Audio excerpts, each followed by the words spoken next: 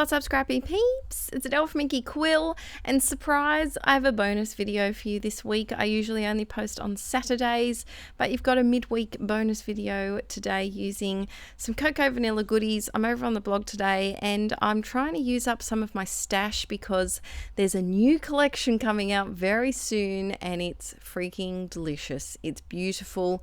Head over to the Cocoa Vanilla Facebook group if you want to have a little bit of a peek.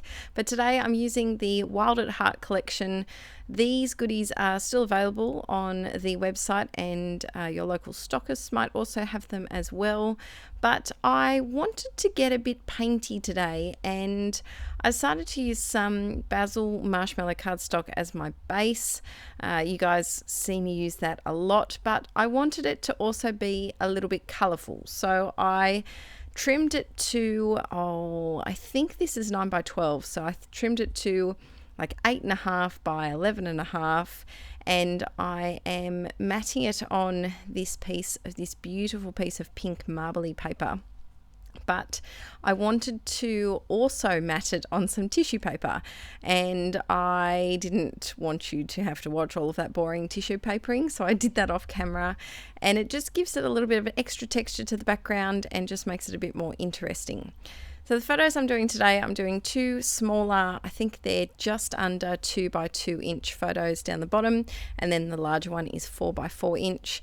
And I really enjoy lately scrapbooking a large photo with a couple of smaller ones. I seem to have better luck when I am doing a multiple photo page when I have one large one and then a couple of smaller ones. I seem to struggle when they're the same size. Let me know in the comments what your thoughts are on multiple photo pages, if you always do them, if you're a single photo person, if you like to mix it up and do a bit of both, or if you like to squeeze as many photos as you can on one page. I was always a single photo kind of gal. I think it's because I did the wedding album, which was layouts and project lifestyle. And so I used the layouts to kind of showcase my favorite photo and highlight just mainly one photo. And then I'd use the pocket pages for the other photos. And so I think that's where it all kind of started from. I do have flip throughs of all 6 of my wedding albums over on my Patreon if you're over there and you haven't seen those yet. I wanted to make a painty background, and I decided to pull out this beautiful periwinkle blue by Delusions and some white paint, and I did kind of a rough brushy ombre to the background, and then I used my uni chalk texture, which is just a cheap chalk, that's hard to say, cheap chalk texture that I get from Officeworks, and I have a lot of them left over from when I used to do custom blackboards, and so I just use them as my white splatters because it uses them up and it saves them from just being tossed in the trash. So I'm matting my photos on probably my favorite. I know it's not technically a piece of paper, but I see it as a paper because it's 12 by 12 and flat. My favorite piece of paper from the whole collection, which is the vellum. And you might be wondering why I've left a bit of a gap there, and you'll see that in a minute. With vellum, you need to be careful with your adhesives if you've never used it before, and so I only put my double-sided tape behind where my photos were. Usually I say if you're using mixed media in the background, to use a wet glue. However, with the vellum, the wet glue makes it go a little bit lumpy and bumpy and wrinkly, and so I decided to go with the my ATG, my double-sided tape, just to secure it for today. I left that gap so that I could put the title Hello Beautiful, which is off the chipboard pieces. I've been wanting to use them for a while, but haven't really known which layout I wanted to use them on, and so I thought it was perfect for today's because I could stretch the title out all the way across the page. I'm going through the sticker sheet and seeing what I wanted to add. I love these little tiny word stickers that are down the bottom, and I'm just adding a few here. So these are photos of my hubby Aaron, if you're new to my channel, and my little boy Archie. And Archie just had a bath, which is why he's wearing his hooded towel, and he stole my teddy bear, which is my childhood teddy bear called Wilbur, and he stole him from the bedroom and came out laughing his head off and just thinking he was the bee's knees for having my teddy bear in his arms. And so I just have to capture these little moments, little random moments, and make a layout of them. And I couldn't pick just one photo. They all needed to go together because I couldn't pick a favorite. Going through the ephemera pack, and I wanted something to put down here as a little cluster, but I wasn't quite sure what. I already had quite a few words going on. So I had obviously the title, which is very big and in your face, and then I had those tiny word stickers and a little phrase off to the right. Then I had the XO at the top, and I was getting a little wordy, overwhelmed. Even though I do love tiny words, you can have too many words on a layout, I think. And so these little hearts were perfect. They weren't standing out quite enough for me. So that top one was kind of blending in with the vellum and the paint. And so I decided to just do a doodly border around them in black pen. I'm using my Uniball Signo Broad white gel pen, and I'm just doing I think it's a little quote that I found. And I really like this pen. It can clog.